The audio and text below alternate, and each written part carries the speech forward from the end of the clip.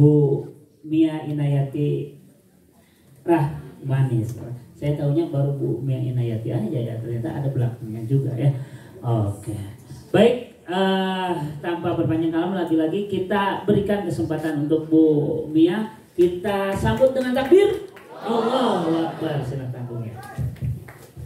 Bismillahirrahmanirrahim. Assalamualaikum warahmatullahi wabarakatuh. Waalaikumsalam. Terima kasih atas kesempatannya pada Pak Nurul, Asih juga senior saya, Dedek Jani. Ini judulnya saya ada salah ya, harusnya regeneratif pakai FIFA. Lanjut. Nah, ya.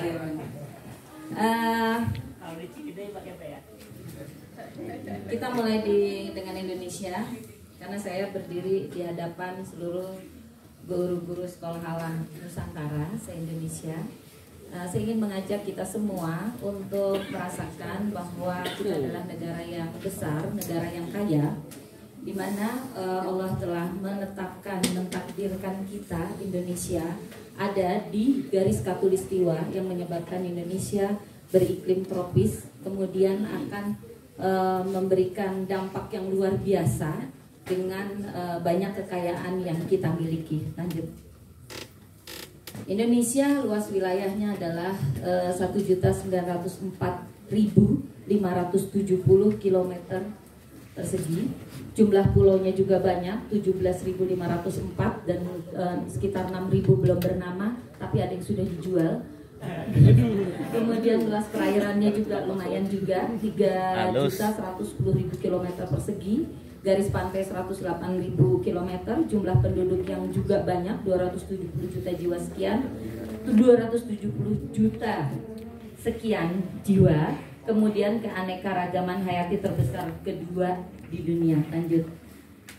Ini akibat Indonesia sebagai negara tropis yang dilalui oleh garis khatulistiwa. Maka kemudian Indonesia memiliki keberagaman sumber daya, daya dukung yang kuat. Ini adalah daya dukung yang kuat dalam pembangunan sistem pangan Indonesia. Harusnya Indonesia tidak ada stunting. Harusnya Indonesia tidak ada rawan pangan, karena Indonesia sangat kaya. Bayangkan, sumber karbohidrat ada 77 jenis di Indonesia. Sayuran ada 228 jenis. Rempah dan bumbu ada 110 jenis. Kemudian sumber protein 75 jenis. Kacang-kacangan 26 jenis. Buah-buahan 389 jenis. Bahan minuman 40 jenis. Itu sangat luar biasa. Lanjut. Biodiversity. Indonesia memiliki 10% dari seluruh spesies tumbuhan berbunga di bumi. Indonesia juga memiliki 12% spesies mamalia di bumi, 12% yang ada di Indonesia. Indonesia menempati peringkat keempat keanekaragaman spesies reptil, peringkat kelima pada keanekaragaman spesies burung, peringkat keenam pada keanekaragaman spesies amfibi. Subhanallah ya, luar biasa. Maka fabi ayyi ala'i rabbikuma tukadziban. Ya, maka nikmat Tuhanmu manakah yang kamu dustakan? Lanjut. Namun ternyata krisis lingkungan juga melanda Indonesia dan sebagian besar bumi di muka bumi, negara di muka bumi tentu saja ya. Di sini industrialisasi yang pesat memunculkan masalah lingkungan hidup yang serius. Di antaranya perusakan lahan gambut, deforestasi ilegal berskala besar, sehingga kita beberapa waktu lalu ada kabut asap di Kalimantan yang sampai kemudian Singapura, Malaysia, dan negara yang lainnya marah ya, protes pada kita. Eksploitasi sumber daya laut yang berlebihan, polusi udara, pengelolaan sampah yang juga ada, saya lupa mau nyari tapi saya pernah dengar itu sampai di Jakarta. Itu sampah itu kalau setiap hari tidak diambil maka itu bisa setinggi Monas lama-lama ya. Itu sampah yang luar biasa.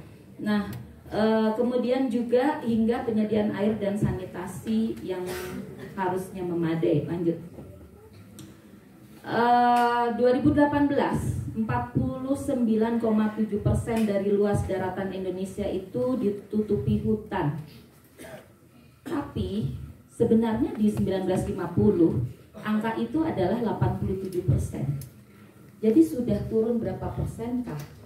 Hampir 30% hutan kita hilang berarti kan?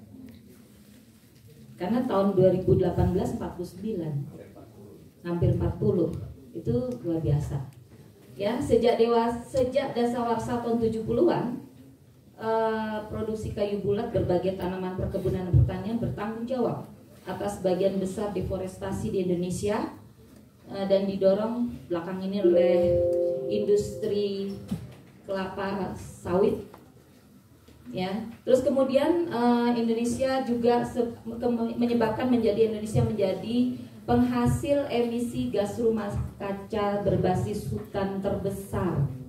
Maka tadi itu percobaan Ustaz Nurul, kalau itu bisa dipraktekkan di semua tempat akan mengurangi gas emisi rumah kaca, serta mengancam, tentu saja akan berdampak pada mengancam kehidupan spesies asli dan endemik. Lanjut. Ini luas tutupan hutan Papua, Kalimantan, Sumatera, Sulawesi, Maluku, Bali, Nusa Tenggara, Jawa. Jawa paling sedikit, Pulau Jawa, Papua paling banyak. Lanjut.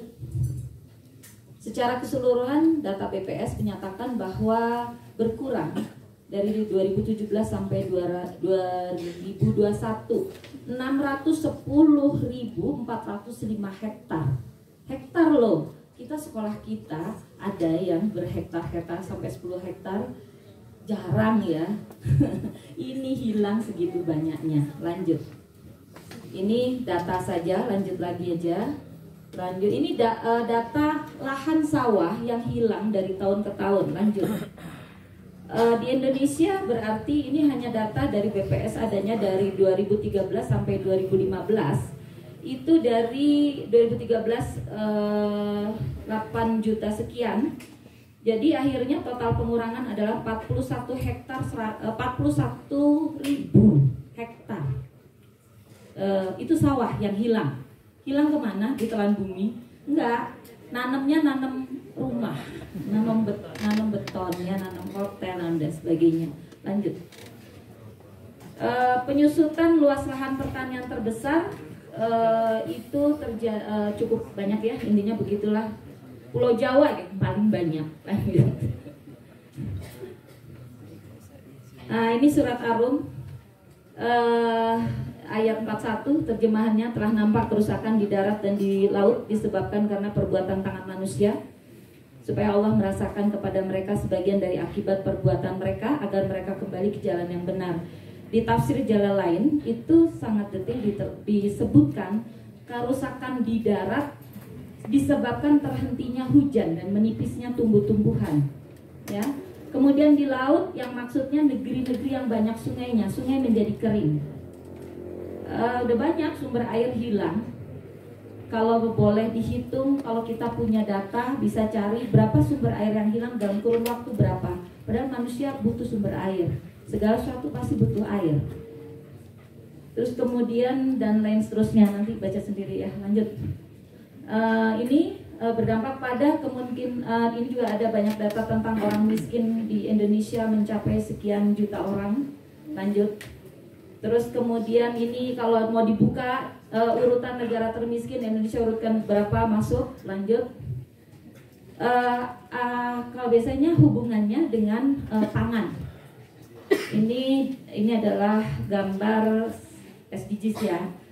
17 tujuan pembangunan berkelanjutan, dan kalau kita baca satu persatu maka semuanya ada kaitannya pasti dengan pangan. Lanjut. Ini baca sendiri aja, pokoknya judulnya nanti pangan aja, pangan. Maka kalau kita bicara pangan pasti kita bicara pertanian. Ada nggak pangan yang tidak lewat pertanian? Oh ada, peternakan. Tapi agriculture itu dulu peternakan masuk bagian dari agriculture. Sekarang aja yang dipisah. Ya, tapi kalau pada kenyataannya perkebunan sendiri, jurusan sendiri banyak Bu. peternakan sendiri, departemen dinas kedinasan juga sama, terpisah. Kedinasan pertanian sendiri, kedinasan perikanan sendiri, hutan sendiri, lingkungan hidup sendiri. Jadi kalau kita bicara tentang pertanian, kita tuh harus gandeng banyak dinas. Dan itu udah rumah tangga sendiri-sendiri, angkat tangan dan sebagainya.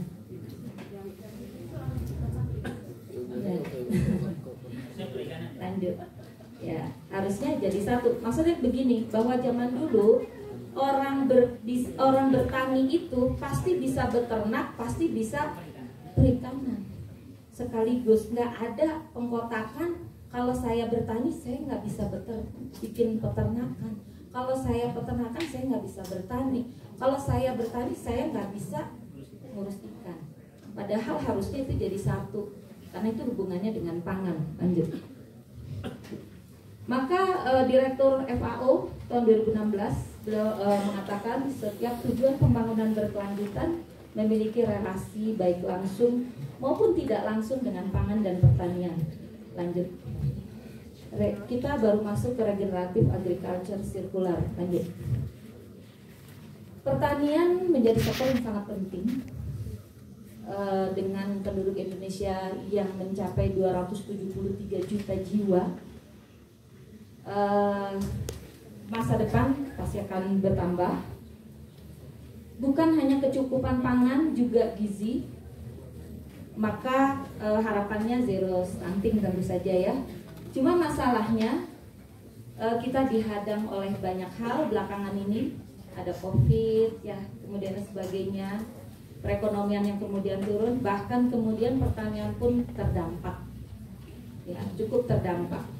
Bapak Ibu, G20 kemarin itu hanya bicara tentang pestisida. Aneh kan? Kelangkaan pestisida. Nanti akan saya tunjukkan bahwa 2024 kita akan mengalami El Nino. Lanjut dulu aja. Petani kita, Bapak Ibu pernah lihat di sekeliling kita berapa usia petani yang ada? 50 tahun. Ada enggak yang 25 tahun bertebaran di lahan petani atau pertanian? Dan itu akan makin berkurang tidak petani kita? Berkurang. Lalu kita makan dari siapa? Impor saja karena kita banyak duit ya. Ya kan? Nah, kemudian belum lagi lahan yang makin berkurang enggak? Berkurang. Dulu waktu kita kecil kita bisa jalan-jalan ya, lihat pemandangan. Lama-lama udah rumah semua isinya. Betul apa betul? Betul ya. Lanjut. Isu lingkungan kembali lagi, nggak usah deh, lanjut aja. Tadi udah cukup saya pikir ya tentang climate change dan lain sebagainya. Cuma di sini adalah kaitannya dengan daya dukung lingkungan untuk sumber daya pertanian yang makin tergerus dan terdegradasi dengan skala yang semakin besar dari hari ke hari. Tanah kehilangan kesuburan karena terkontaminasi oleh pestisida, itu sangat merusak tanah.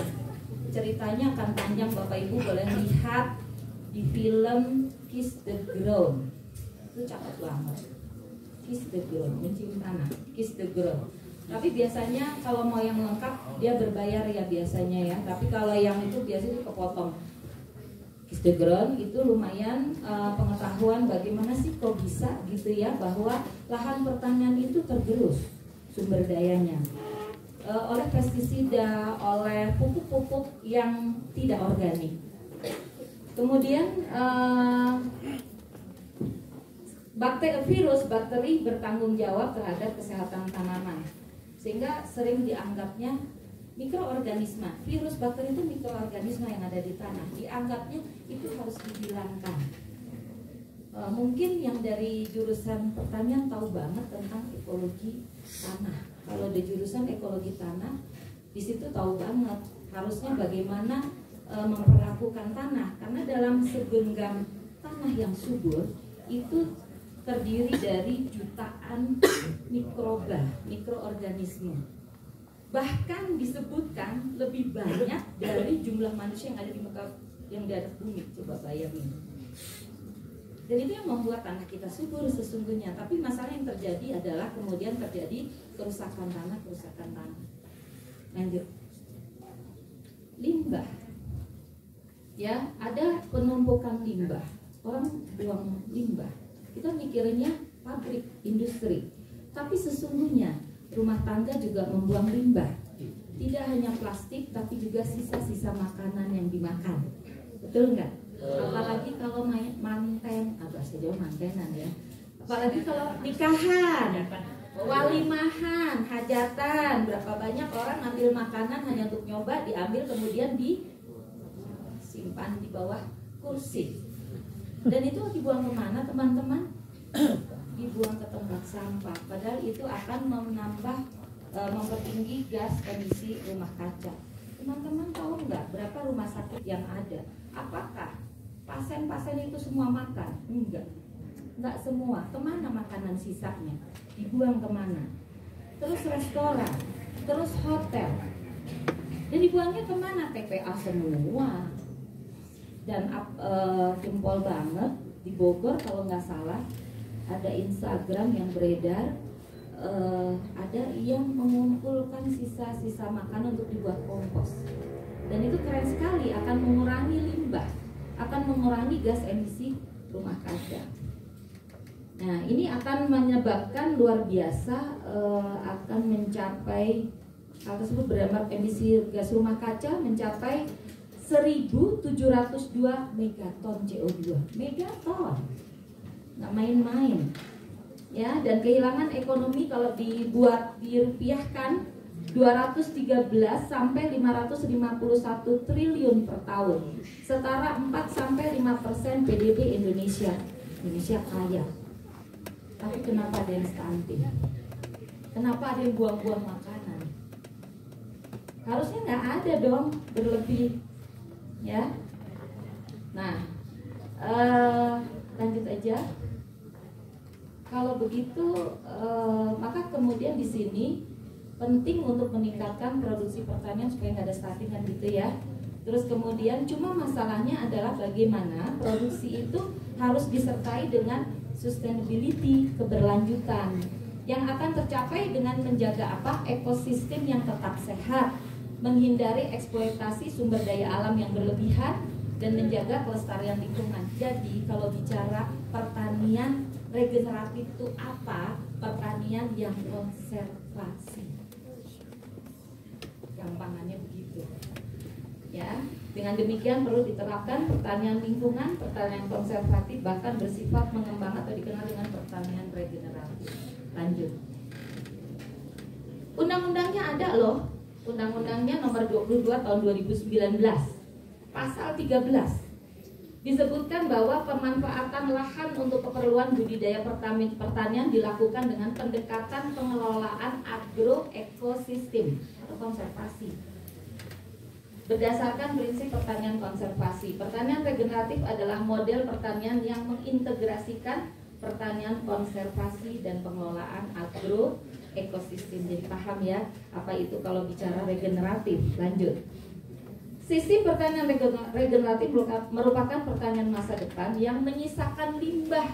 Tambahannya tadi itu. Selain kenapa sih konservasi? Karena dia menyisakan limbah seminimal mungkin. Tadi contohnya Pak Nurul ya, ranting-ranting nggak ada yang dibuang, semua termanfaatkan ya. Semua yang diceritakan Pak Nurul tadi termanfaatkan semua. Akhirnya tidak ada yang namanya sampah. Karena sesungguhnya Allah menciptakan semua di muka bumi itu tidak sia-sia. Tidak ada yang disebut sampah. Disebut sampah itu ketika tidak digunakan, itulah sampah.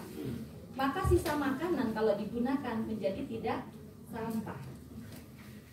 Kemudian barang-barang yang bekas kalau tidak digunakan tentu saja menjadi sampah. Tapi kalau di recycle maka dia tidak lagi menjadi sampah. Kemudian juga di sini menerapkan prinsip melindungi pelestarian sumber daya alam dan lingkungan hidup. Lanjut.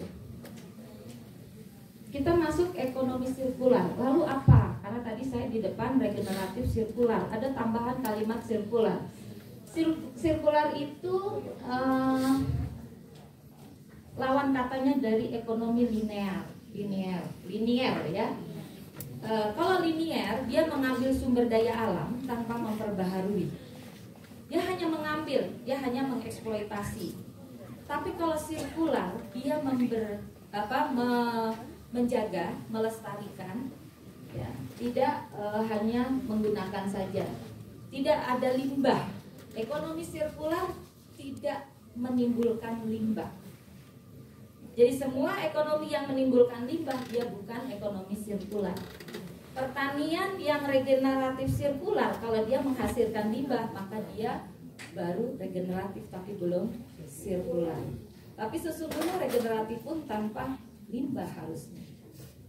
Ya, nah bahkan kalau perlu sampah itu sampai nol. Ini ilmunya Unilola sebenarnya, closed loop system. Ya, Unilola mengatakan kita tuh harus nggak boleh sampah itu keluar. Harus berhenti di kita gitu. Saya ingat banget tuh waktu kami awal-awal pindah ke rumah yang sekarang gitu ya, ada berproses, kami juga sama belajar. Terus kemudian sampah itu ada gitu ya, terus mau dibuang ke tukang sampah. Lalu waktu itu sampai tergopoh-gopoh bilang mau dibawa kemana? Kan mau dibuang ke tempat sampah TPA, udah kita pilah gitu ya. Enggak, itu namanya nambahi sampah. Jadi sampahku tanggung jawabku. Jadi ya harusnya diselesaikan di kita, jangan ditambah-tambah keluar. Maka kemudian Pak Nurul tadi berpikir. Akhirnya ketemu deh tadi ya, bagaimana menghasilkan hasil. 5 menit lagi. Etika ekonomi sirkular nanti lihat aja ya. 1, peduli bumi, lanjut 2, peduli manusia, 3, berbagi bersama dengan adil. Lanjut, klik terus bawah. Terus aja, terus atas. Mulai dari diri kita, dari sekolah dan dari tetangga dan seterusnya, lama-lama melebar. Saya ingin menampilkan yang file selanjutnya, tapi saya cuma akan memperlihatkan aridonya aja. Mau boleh nawar nih? Bukan profil sekolah alam Arido. Oke.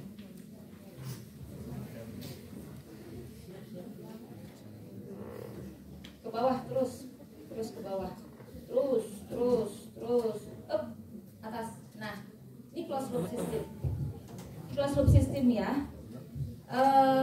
Bapak Ibu bisa lihat di kebun itu ada sekolah membuang sampah itu dimanfaatkan untuk menjadi kompos POC, dan ada warung, kebun mensuplai ke warung ya. Terus kemudian di kebun dan sekolah ada pohon-pohon, maka itu kayu-kayunya dibuat charcoal. Warung alam kita punya ternak, ada ayam, ada kambing, ada ikan juga. Maka mungkin ayam dan kambing mendapat suplai dari peternak, memberikan suplai dagingnya kepada warung alam. Kemudian juga ternak memberikan suplai kepada kompos, dan kebun juga memberi suplai kepada ternak ya. Demikian selanjutnya ada penyulingan air hujan, kita juga ada penangkapan air hujan. Kemudian ada limbah MCK perumahan yang kemudian tadi Pak Nurul lupa menceritakan grey water dari limbah rumah tangga yang akhirnya kemudian kita buat untuk MCK di sekolah. Kalau dihitung uang per tahun itu kita menghemat 150 juta rupiah per bulan per tahunnya. Terus kemudian itu ada POC, kompos dan sebagainya. Benar ya, lanjut bawah. Terus.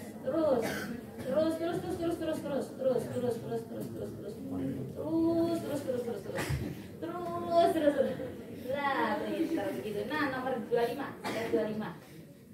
Oke. Klik aja dulu.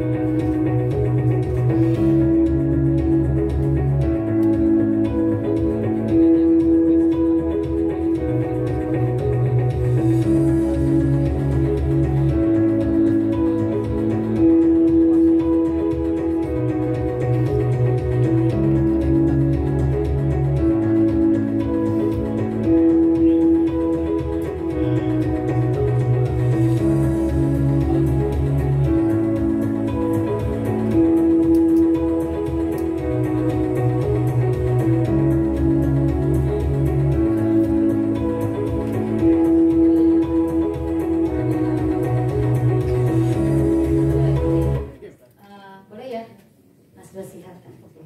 Satu lagi yang Najwa Shihab. File masuk file aja, file 2050 ya.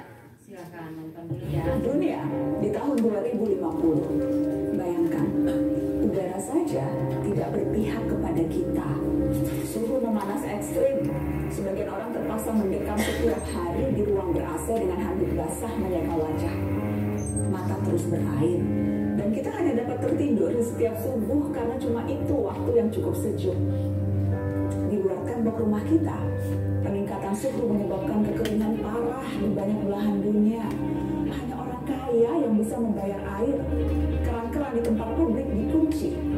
Hutan-hutan terbakar. 2 miliar orang berhadapan langsung dengan suhu yang bisa meroket sampai 60 derajat Celcius. Titik panas di mana tubuh manusia tak dapat bertahan lebih dari 6 jam. 2050, permukaan laut naik drastis menyebabkan badai ekstrim. Kota-kota pesisir tersapu pasang dan banjir menewaskan ribuan dan menggusur jutaan orang. Beberapa kota terpadat di dunia tenggelam, termasuk Alexandria, Kairo, Mumbai, Shanghai, Bangkok, dan tentu saja Jakarta. Orang-orang harus mengungsi ke tempat yang lebih tinggi. Setiap hari kita akan melihat foto rombongan keluarga mengarungi banjir. Yang agak beruntung bisa tetap tinggal di rumah dengan air hingga mata kaki. Seperti Jakarta di tiap musim banjir, tapi ini di seluruh dunia. 2050, pandemi bukan hanya varian COVID. Perubahan suhu, banjir, urbanisasi, dan pergerakan populasi manusia mengakibatkan penyebaran penyakit. Setengah dari populasi dunia beresiko tertular malaria atau demam berdarah. Wabah baru bisa melampaui angka kematian penyakit jantung, menciptakan krisis perawatan kesehatan. Perusahaan asuransi pun menolak melayani. Apa yang kita lalui 2 tahun kemarin, tampak tak ada apa-apanya. 2050, kelaparan merajalela. Populasi dunia meningkat sampai 9 miliar jiwa, walau tingkat kesuburan manusia menurun. Terlalu banyak mulut harus diberi makan, sementara dunia kekurangan air dan lahan yang bisa digarap. Bahan makanan akan semakin mahal, jumlah orang kurang gizi di dunia pun terus meningkat. Sementara bantuan logistik, kalaupun ada, pasti tiba terlambat karena terhambat bencana di mana-mana. 2050, hubungan internasional tak lagi akur. Setiap negara menjadi egois dan saling curiga. Perdagangan global macet karena negara-negara berhenti mengekspor dan memilih mempertahankan sumber daya mereka sendiri. Padahal jutaan orang butuh bermigrasi, tapi banyak negara lockdown dan menjaga perbatasan dengan tentara. Sedikit kesalahpahaman akan menciptakan perang. Dan seperti biasanya, netizen lalu memperuncing keadaan dengan memenuhi media sosial dengan teori konspirasi dan video-video propaganda. Teman-teman, meski terdengar seperti naskah disaster movie, itu tadi tidak mengada-ngada, menghayal atau menakut-nakuti. Semua gambaran itu berbasis pada penelitian dan data-data saintifik.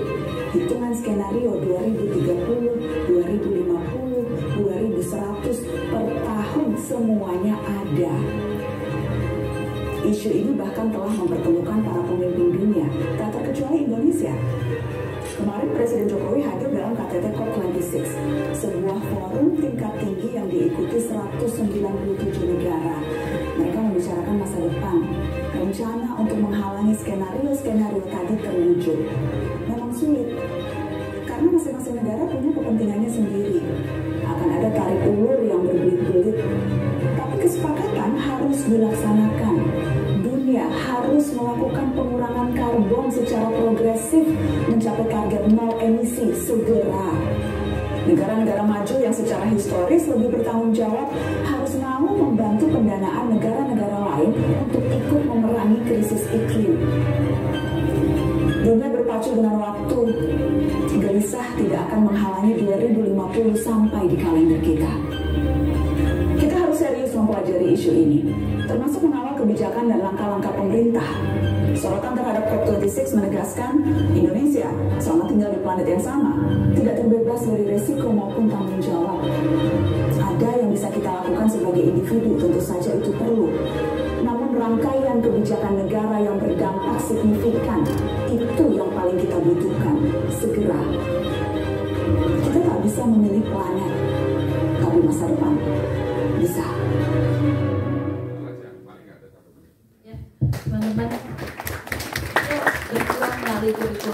Billahi taufiq wal hidayah. Assalamualaikum warahmatullahi wabarakatuh. Waalaikumsalam warahmatullahi wabarakatuh. Terakhir Ustaz Nurul Hamdi menyampaikan 1 menit, silakan. Jadi tadi terakhir yang nggak sempat tersampaikan dengan detail adalah siklus, tetapi ada file video pelaksanaan siklus itu yang aktrisnya dari video yang disyuting itu ada dalam peserta ini Bu Wawit itu, tapi itu baru satu ini baru berpikir kritis dulu. Yang lainnya nanti mudah-mudahan nanti melalui channelnya Sekolah Lamri itu nanti bisa dilihat biar kami bisa berbagi. Itu dari video. Terus tadi ada file yang asas BPA dan sebagainya, itu penjelasan yang ada pemperkayaan ayat dan keterangan bagaimana sih kritis dan sebagainya, itu yang saya narasikan melalui urean. Nah itu tolong nanti diedit sehingga kemudian editornya itu ini, dan kemudian nanti setelah diedit nanti supaya nanti menjadi sebuah tadi buku yang bisa lebih banyak dimanfaatkan oleh orang banyak. Itu aja tambahan informasi. Baik, berikan aplaus untuk Bu Mia dan Ustaz Nurul Hamdi yang dunia. Ya, mungkin